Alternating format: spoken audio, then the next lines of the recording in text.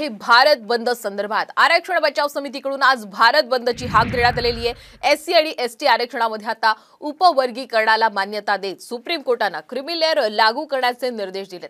Supreme कोर्टाच्या या निर्णयाविरोधामध्ये आरक्षण बचाव समितीने आज भारत बंदची घोषणा केली आणि या बंदमध्ये बहुजन समाज पक्षासह विविध पक्ष संघटना सहभागी होणार आहेत। महाराष्ट्रातून प्रकाश आंबेडकरांच्या नेतृत्वातील वंचित बहुजन आघाडी बंदमध्ये सहभागी होणार आहे।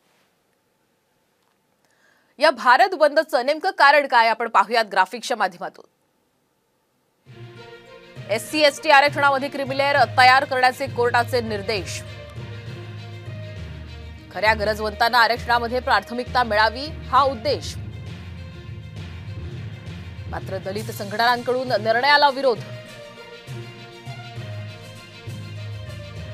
एक प्रकारे आरक्षण संपवण्याचा प्रयत्न असल्याचाही आरोप।